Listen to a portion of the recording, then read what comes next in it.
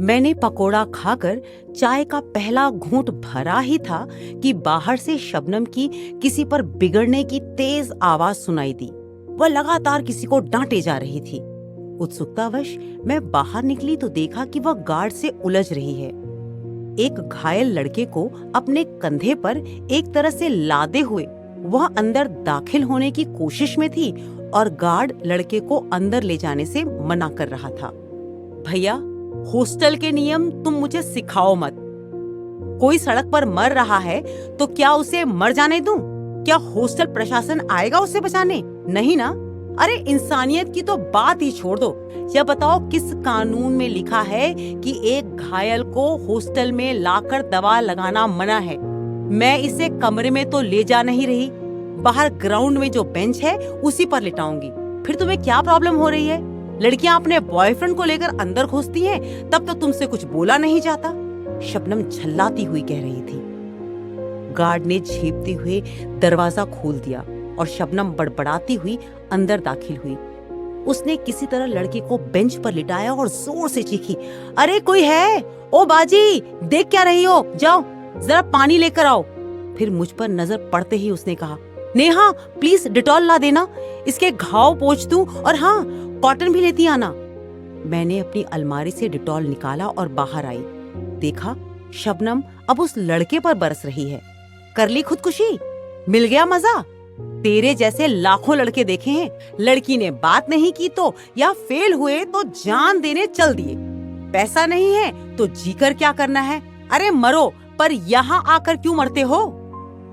शबनम उसे लगातार डांट रही थी और वह खामोशी से शबनम को देखे जा रहा था। उसका दायां हाथ काफी जख्मी हो गया था। एक तरफ चेहरे और पैरों पर भी चोट लगी थी। माथे से भी खून बह रहा था। बाजी बाल्टी में पानी भर लाई और शबनम उसमें रुई डुबा डुबा कर उसके घाव पोंछने लगी। फिर घाव पर डिटॉल लगाकर पट्टी बांध दी और मुझसे बोली, तू जरा इसे ठंडा पानी पिला दे, तब तक मैं इसके घर वालों को खबर कर देती हूँ। तू इससे पहले से जानती थी शबनम? मैंने पूछा तो वह मुस्कुराई। अरे नहीं, मैं ऑफिस से आ रही थी तो देखा ये लड़का जानबूझकर गाड़ी के नीचे आ गया। इसके सिर पर चोट लगी थी, इसलिए यहाँ उठा लाई। अब घर वाले आकर इसे अस्पताल ले जाएं या घर, उनकी मर्जी। कहकर उसने लड़के से उसके पिता का नंबर पूछा और उन्हें बुला लिया। इधर मैं अपने कमरे में आकर शबनम के बारे में सोचने लगी। आज कितना अलग रूप देखा था मैंने उसका। उस लड़के के घाव पोंछते वक्त वह कितनी सहज थी।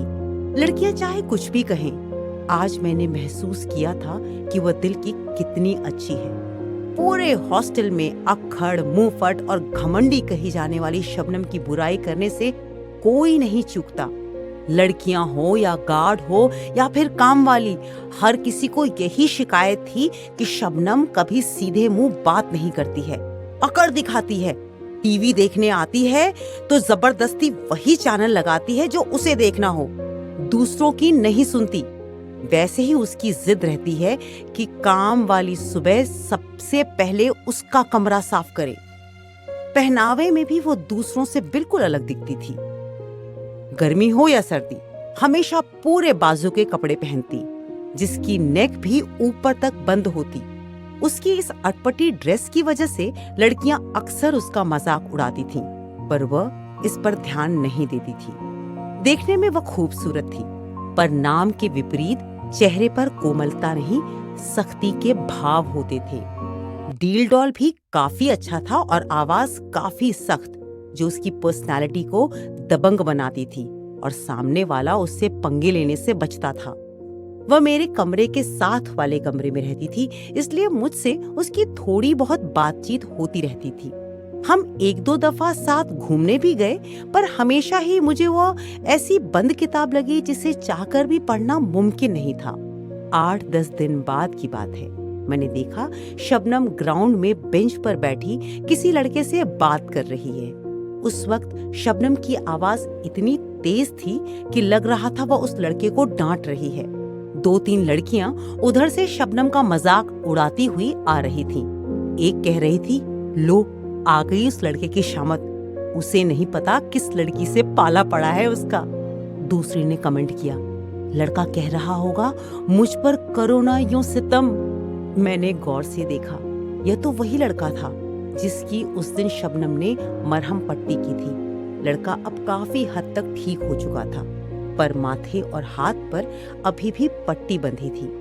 बाद में जब मैंने शबनम से उसके बारे में पूछा तो वह बोली, धन्यवाद कहने आया था, और हिम्मत तो देखो, मुझसे दोस्ती करना चाहता था, कह रहा था फिर मिलने आऊंगा। तो तुमने क्या कहा? अरे मुझे क्या कहना था, अच्छी तरह समझा दिया कि मैं दोस्ती वोस्ती के चक्कर में नहीं पड़ने वाली। रोज रोज मेरा दिमाग खाने के लिए आने की जरूरत नहीं। लड़कों की फितरत अच्छी तरह समझती हूं मैं। आगे उस लड़के का हश्र क्या होगा यह मैं अच्छी तरह समझ सकती थी, इसलिए शबनम को और न छेड़ते हुए मैं मुस्कुराते हुए अपने कमरे में चली आई। उस दिन के बाद 2-3 बार और भी मैंने उस लड़के को शबनम से बातें करते देखा, और हमेशा शबनम उसे झिड़कती हुई ही दिखी। एक दिन उसने बताया कि वह लड़का हाथ धोकर पीछे पड़ गया है, फोन भी करने लगा है कि मैं तुम्हें पसंद करता हूँ। अरे यार, बदतमीजी की भी हद होती है। घाव पर मरहम क्या लगाया, वो तो हाथ पकड़ने पर आमादा हो गया है। तो इसमें बुराई क्या है यार? वो तुझे इतना चाहता है, देखने में भी हैंडसम है, अच्छा कमाता है, घर परिवार भी अच्छा है, तूने ही बताया है, तो तू मना क्यों कर रही है? क्या कोई और है तेरी जिंदगी में? मैंने पूछा। नहीं, कोई और नहीं है, जरूरत भी नहीं है मुझे, और वह जैसा भी है उससे मुझे क्या लेना देना। आज पीछे पड़ा है तो हो सकता है कल देखना भी ना चाहे, अजनबी बन जाए, हजारों कमियां निकाले मुझ में। इतना ही अच्छा है तो ढूंढ लेना कोई अच्छी लड़की। मैंने कोई मना किया है? मैं क्यों अपनी खुशियां किसी और के आसरे छोड़ूं? जैसी हूं ठीक हूं। कहते कहते उसकी आंखें नम हो उठी। शबनम, प्यार बहुत खूबसूरत होता है। वह वीरान जिंदगी में खुशियों की बहार लेकर आता है। किसी से हो जाए तो सूरत, उम्र, जाति कुछ नहीं दिखता। इंसान इस प्यार को पाने के लिए हर कुर्बानी देने को तैयार रहता है। मैंने समझाना चाहा, पर वह अकड़ती हुई बोली, बहुत देखे हैं प्यार करने वाले, मैं इन झमेलों से दूर सही, और अपने कमरे में चली गई। अगले दिन वह लड़का मुझे हॉस्टल के गेट पर मिला। मुझसे विनती करते हुए बोला, प्लीज नेहा जी, आप ही समझाओ ना शबनम जी को, वे मुझसे मिलना नहीं चाहती। तुम प्यार करते हो उससे? मैंने सीधा प्रश्न किया तो चकित नजरों से उसने मेरी तरफ देखा, फिर सिर हिलाता हुआ बोला, बहुत ज्यादा। जिंदगी में पहली दफा ऐसी लड़की देखी, खुद पर निर्भर, दूसरों के लिए लड़ने वाली, आत्मविश्वास से भरपूर। उसने मुझे जीना सिखाया, मुश्किलों से हार मानने के बजाय लड़ने का जज्बा पैदा किया। मैंने तो औरतों को सिर्फ पति के इशारों पर चलते, रोते सुबकते और घरेलू काम करते देखा था, पर वो बहुत अलग है। जितना ही उसे देखता हूँ, उसे पाने की तमन्ना बढ़ती जाती है। प्लीज आप मेरी मदद करें, मेरे मन की बातें उस तक पहुंचा दें। मैं कोशिश करती हूँ, मैंने कहा तो उसके चेहरे पर खुशी की लहर दौड़ गई। मुझे नमस्ते करके वह चला गया। रात को मैं फिर से शबनम के कमरे में दाखिल हुई। वह अकेली थी। आज वह गेट पर मिला था। मैंने कहा, जानती हूँ मुझे बाहर बुला रहा था, लेकिन मैं नहीं गई। मैंने उसे कुरेदा, तू प्यार से क्यों भाग रही है? जानती है, प्यार हर दर्द मिटा देता है। वह हंसी, प्यार दर्द मिटाता नहीं, नए जख्म पैदा करता है। बहुत स्वार्थी होता है प्यार। मैं आज जान कर रहूंगी कि आखिर क्यों भागती है तू प्यार से। या तो मुझे हकीकत बता दे, या फिर उस लड़के को अपना ले जो सिर्फ तेरी राह देख रहा है। मैंने भी देखी थी किसी की राह, पर उसने, कहते हुए अचानक उसकी आंखें भीग गईं। मैंने प्यार से उसका माथा सहलाते हुए कहा, शबनम, अपने दिल का दर्द बाहर निकाल, तभी तू खुश रह सकेगी। मुझे सब कुछ बता दे, मैं जानती हूँ तू दिल की बहुत अच्छी है, पर कुछ तो ऐसा है जो तेरे दिल को तड़पाता है। यह पीड़ा तुझे सामान्य नहीं रहने देती। तेरे चेहरे, तेरे व्यवहार में झलकने लगती है। यकीन रख, तू जो भी बताएगी वह सिर्फ मुझ तक रहेगा, और मुझसे कुछ मत छिपा। किसने चोट पहुंचाई है तुझे? वह थोड़ी नॉर्मल हुई तो बिस्तर पर पीठ टिकाकर बैठ गई और कहने लगी, नेहा, 4 साल पहले तक मैं भी एक ऐसी लड़की थी जिसका दिल किसी के लिए धड़कता था। मैं भी प्यार को बहुत खूबसूरत मानती थी, मेरी भी तमन्नाएं थी, कुछ सपने थे। दूसरों से प्रेम से बातें करना, मिलकर रहना अच्छा लगता था मुझे। जिसे प्यार किया उसी के साथ पूरी उम्र गुजारना चाहती थी, और उसकी यानी विक्रम की भी यही मर्जी थी। उसने मुझे हमेशा एतबार दिलाया कि वो मुझे प्यार करता है, मेरे साथ घर बसाना चाहता है। हमारी जोड़ी कॉलेज में भी मशहूर थी, पर वक्त की चोट ने उसकी असलियत मेरे सामने लाकर रख दी। एक दिन मैंने देखा कि मेरी बाह और पीठ पर सफेद निशान हो गए हैं। मैं घबरा गई, डॉक्टरों के चक्कर लगाने लगी, पर दाग बढ़ते ही गए। जब मैंने यह राज विक्रम के आगे खोला तो उसके चेहरे के भाव ही बदल गए, और 2-4 दिनों के अंदर ही उसका व्यवहार भी बदलने लगा। अब वह मुझसे दूर रहने की कोशिश करता। हालांकि 1-2 दफा मेरे कहने पर वह मेरे साथ डॉक्टर के यहाँ भी गया, पर कुछ अनमना सा रहता था। धीरे धीरे वह मिलने से भी कतराने लगा। उधर हमारी पढ़ाई पूरी हो गई और पापा को मेरी शादी की फिक्र होने लगी। मैंने विक्रम से इस बारे में चर्चा की तो वह शादी से बिल्कुल मुकर गया। मैं तड़प उठी, उसके आगे रोई, गिड़गिड़ाई, पर सिर्फ इस सफेद दाग की वजह से वो मुझसे जुड़ने को तैयार नहीं हुआ। कहते हुए उसने अपने कुर्ते की बाजू ऊपर उठाई। उसकी बाह पर कई जगह सफेद दाग थे। शून्य की तरफ देखते हुए वह बोली, मैं आज भी उसे भुला नहीं सकी, पर कहाँ जानती थी कि उसका प्यार सिर्फ मेरे शरीर से जुड़ा था। शरीर में दोष उत्पन्न हुआ तो उसने राहें बदल ली, किसी और से शादी कर ली। तभी मैंने समझा कितना स्वार्थी, कितना संकीर्ण होता है यह प्यार। मैंने तो विक्रम की शक्ल नहीं देखी थी।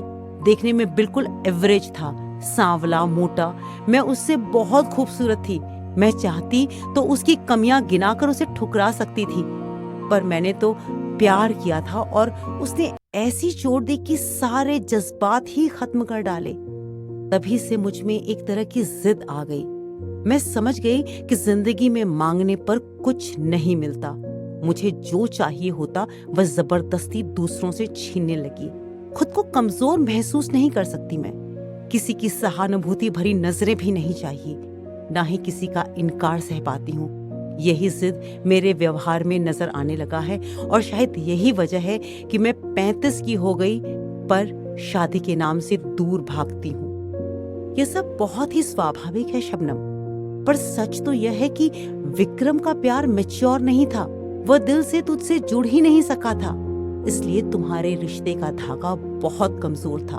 वह हल्की सी चोट भी सह नहीं सका, पर अर्पण की आंखों में देखा है मैंने, वाकई उसके दिल में सिर्फ तुम हो। क्योंकि उसने सूरत देखकर नहीं, तुम्हारे गुण देखकर तुम्हें चाहा है, इसलिए वह तुम्हारा साथ कभी नहीं छोड़ेगा। किसी स्वार्थी इंसान की वजह से खुद को खुशियों से बेजार रखना कहाँ की अक्लमंदी है। शबनम, यदि ठंडी हवा के झोंके सा अर्पण का प्यार तुम्हारे जख्मों पर मरहम लगा सकता है, तो दिल की खिड़कियां बंद कर लेना सही नहीं। मैं कैसे मान लूं कि अर्पण का प्यार सच्चा है, स्वार्थी नहीं?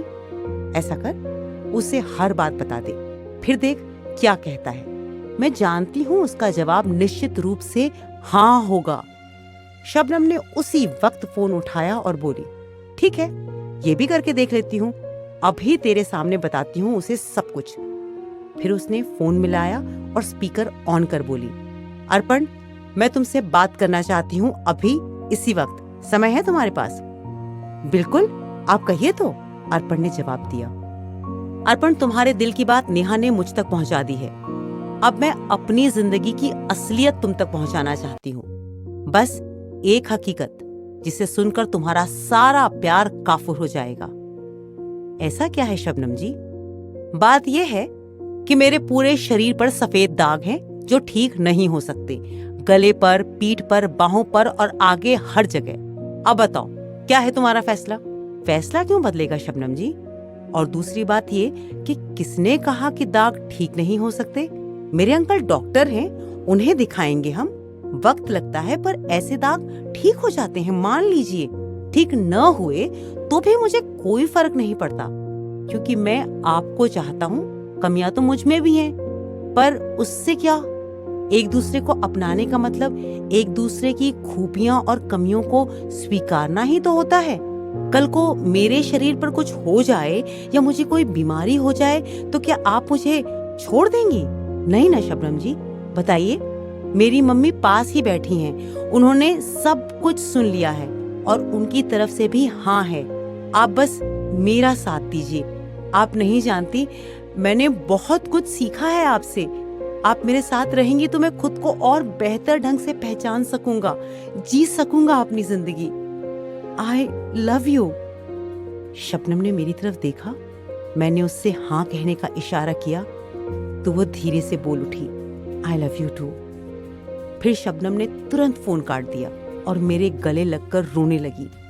मैं जानती थी आज उसकी आंखें भले ही रो रही हों, पर दिल पहली दफा पूरी तरह प्यार में डूबा मुस्कुरा रहा था।